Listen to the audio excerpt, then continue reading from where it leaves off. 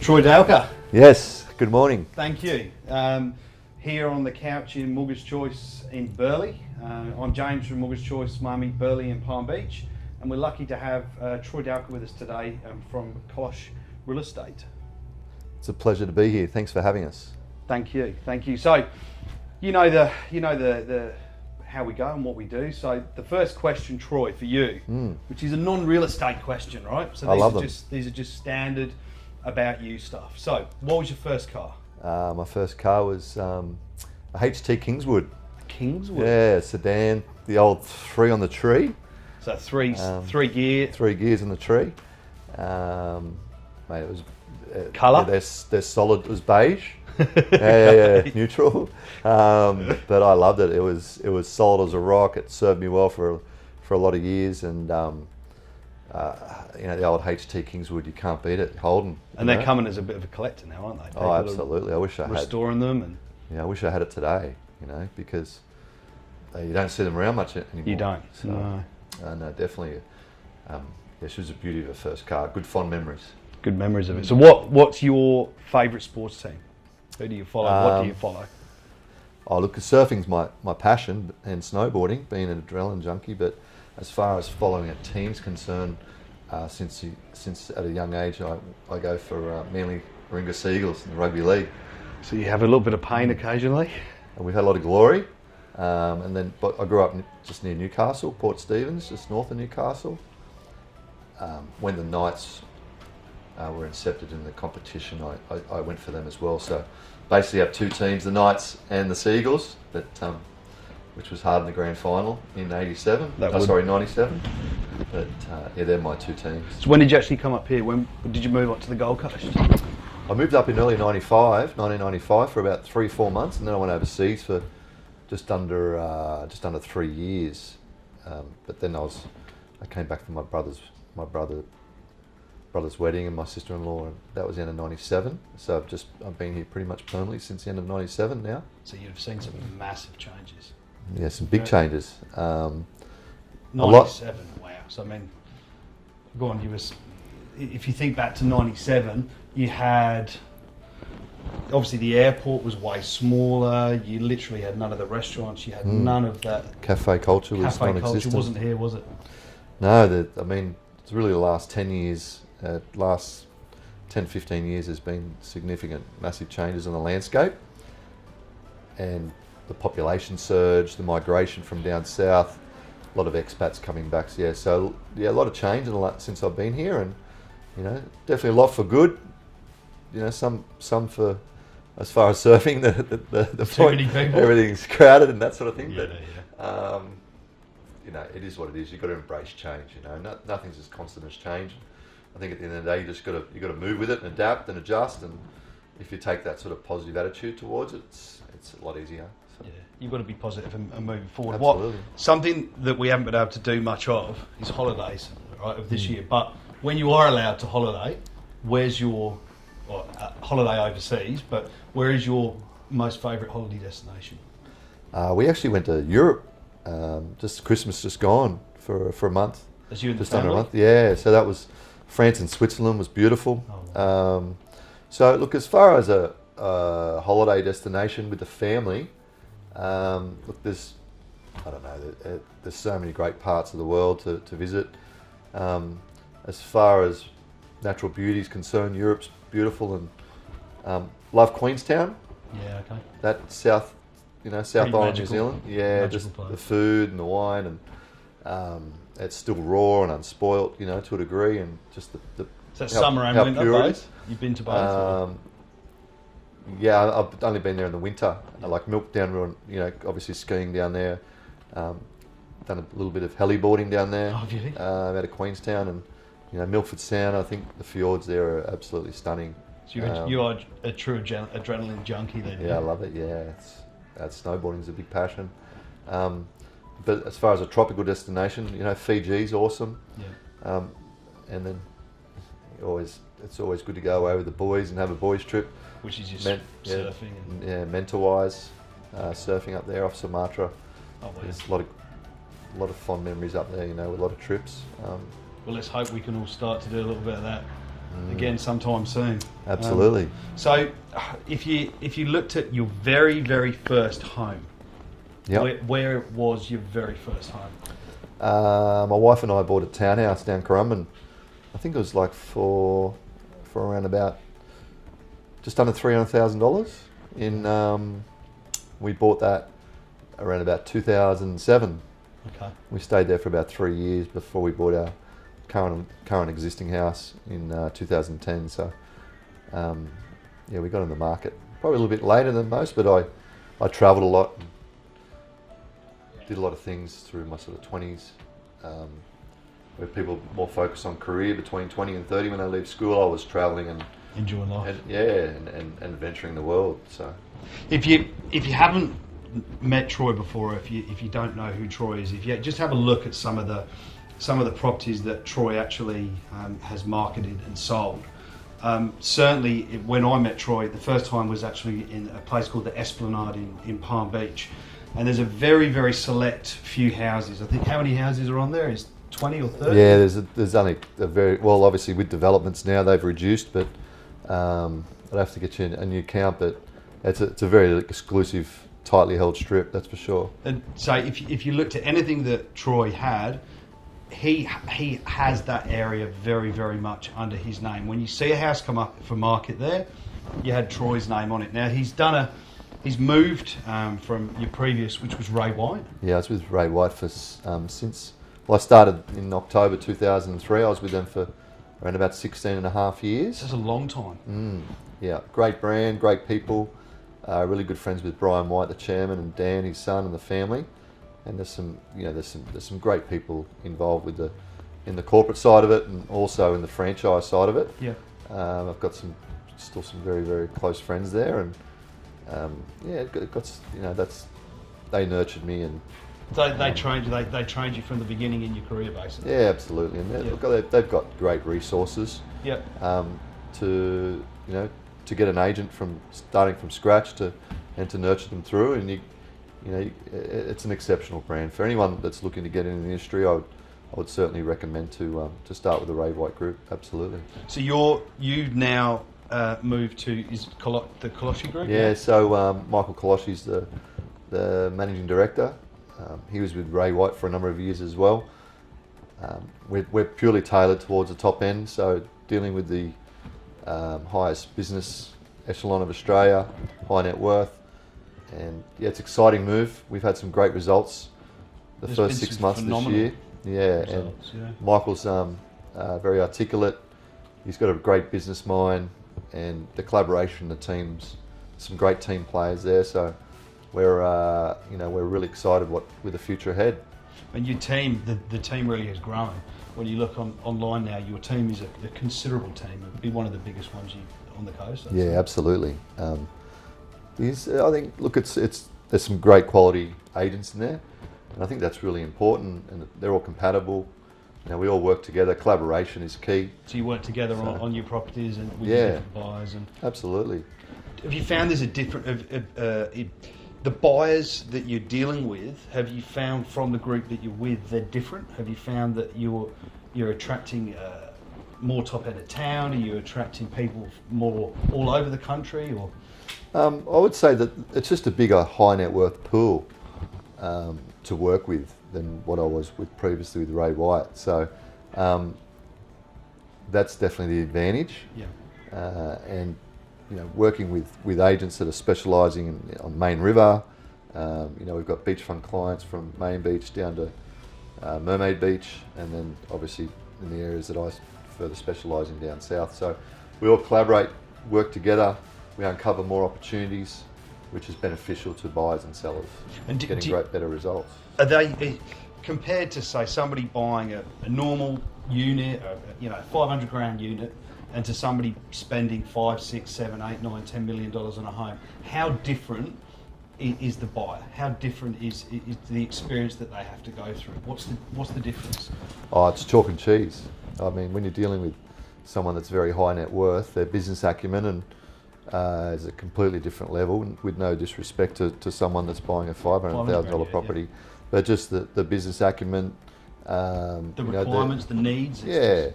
I often find the high net worth clients are very commercial, so their decision making can be a lot easier if they've Less got emotive, less emotional. Well, if they've got that commercial acumen, especially as a seller, I find the process generally to go through with them selling a property is generally a lot easier than because they've got that commercial high level commercial acumen, business acumen than someone in the lower sector of the market, where someone in the lower sector of the market, and we all have friends, but they're generally fighting for every dollar. And, where generally the top end being more commercial, in a lot of cases the transaction can be a lot more streamlined and easier to put a deal together. Not easier, but with that commercial acumen, a lot more reasonable, and logic. You lead me to that. My next question, which is, what would you say is your biggest business achievement? It's a hard question. Yeah, absolutely. Look, there's several there, unquestionably. The number one is helping clients. Unquestionably, that's definitely been the number one achievement. Is on the client side. On the personal side, the record benchmark sales that I hold in various suburbs. Palm Beach for a knockdown, just under $4 million, which I sold in 2007. I've also got the record for an established house with a 10 metre wide frontage on Jefferson Lane at Palm Beach for just under $6 million, which I set late last year. So there's there's over a decade between them, your records, which is that's a big call. Yeah. Like in this market in real estate, to have records over a decade. Currumbin, 14 James Street. I sold that under the hammer at auction on the 16th of February 2010 for $8.2 million. And for a residential house, that's still the highest record benchmark sale south of Mermaid Beach. So I've held that since 2010. Various other records like I did beachfront at 14 Darwalla Avenue, Currumbin, earlier this year for $6.5 million. That's the highest ever sale on the beachfront at Currumbin. At Tugun, various record sales there, and Burleigh down to 252 Pacific Parade for $4 million for a standalone house. So just having held those all in my core trade area that I focus on, and having those. Your accuracy on your dates as well. That accuracy is exciting. Obviously, to get those achievements, it's huge. You should be pretty proud of what you're doing and where we're going. Obviously, now moving forward into this new market, if you like. I'm really excited about the next few years. We may have some headwinds, and there is some headwinds and a little bit of turbulence there at the moment, obviously with the current situation that we have globally, but there's going to be a lot of opportunity, and I think with that opportunity it's very, very exciting. And so it's how you prepare for that, how you adapt and adjust, and how you embrace that, and everything starts in here. So if you're positive around it and you're proactive and you've got the right energy and enthusiasm, and you're from the bottom of your heart, you genuinely want to help people, everything else will fall into place. It'll just happen. It will fall into place. Yeah. So if you said a tip, right, what is your biggest tip you would give to somebody that comes to you that's selling their house? Can be more than one if you want. Yeah, no, absolutely. Be proactive, don't be reactive. Yep. So be proactive. Be proactive with getting the property presented the best way it possibly can. Get a stylist in. We assist sellers with that. Showcase the home in its best possible light. It's only going to help us transact at a higher price. So be proactive around that. Be proactive with marketing. You're better off being proactive than reactive. So, we want to have thorough, broaden the exposure. So we capture the widest possible market to consider the property buying it, get as many eyeballs on it, create the hype. Definitely with any seller is be proactive. Big proactive. And if you were going to give the same tip to a buyer, what is your tip to a buyer? My tip to a buyer, if you're just a couple of percent away in the transaction, don't squat. If it's really what you want and you're looking at a long-term view, for a lifestyle choice, I'd just make that extra little step and transact. Because it'll all become academic in the long run. If it's the house you love and the location you love, just pay that little bit extra.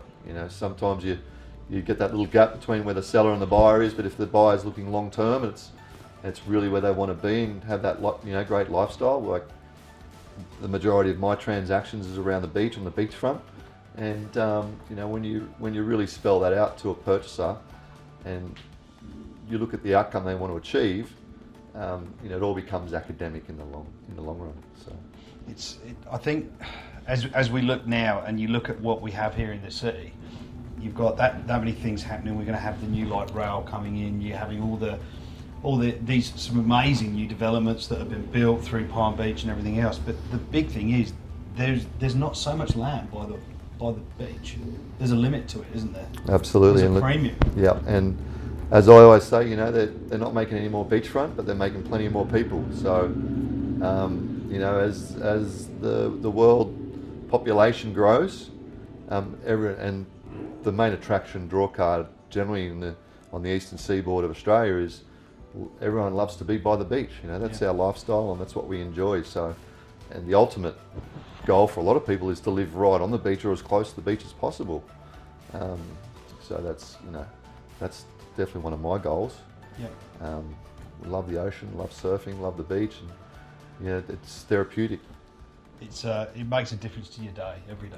Absolutely. To see that water and see what changes. It never stays the same. It's a picture that changes every day and every few minutes really as well. Yeah. Well, I suppose the big thing for you to talk to you, you're positive. You're positive about what you're saying, about how you're caring for your clients, about your new move with the Kollosche Group. How do you feel now? We're here in July. In this week, we've had Victoria had to re-lock down. They're going to be locked down for another 6 weeks. Today, the borders have opened. So our borders are open now in New South Wales.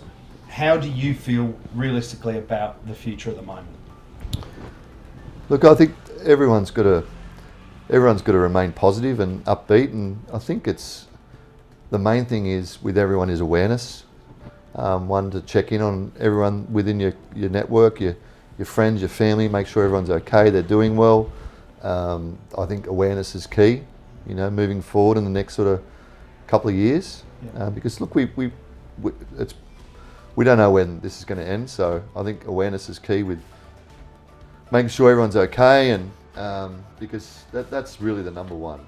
That's the key moving forward for me, is make sure everyone's okay and just try to be uplifting. Yep. Remain positive, upbeat, keep healthy, keep the mind healthy, keep the body healthy. Yep. And have fun. So when you look back to where we are today in comparison to even if you went back into the war zones in Europe in the 40s and things like that, it's a very, very different place now. This is horrific, but there's not bombs dropping out the front of our houses. Yeah, no. We live in what I think is a paradise. Yeah, we live in the best country in the world. I think Australia and New Zealand, we've got it very, very lucky, compared to other parts of the world, and we'll get through it. I think it's just we've got to unite and work through it together, and stand by each other. That's the most important thing. Have that awareness, and we'll get through the tunnel, and the light will be shining. Yeah, the light will be shining brighter, sooner rather than later. Nothing lasts forever, and we're a resilient bunch. So we are. Yeah, and yeah. You know what? For the Gold Coast specifically, if I look at the Gold Coast now and I think about it, there's probably not going to be international travel. You'd think for at least a year. One thing that I think is positive for us here is it's a place people are going to come to. And if they have been going overseas for a decade, they haven't seen what's changed here. They haven't seen how different we are as a city to come and visit the cafe culture, the restaurants, all Absolutely. this. It's going to be very, so I'm positive for what we've got here. Yeah, it'll create a tourism bubble domestically, you know. So I think when people might, say for Christmas this year, they might go to Colorado, Aspen skiing, or they might go to Europe or Japan, and, you know, it'll definitely benefit Australia as a whole domestically, you know, creating that sort of inner bubble. You know, we live in a great country, and you know, we're very, very lucky compared to other parts of the world, for sure. Well, so if you want to look up Troy Dowker at Kollosche Real Estate, look him up, look at some of these amazing records he's done. But thank you so much for coming in today. Awesome, thank you. I really appreciate it.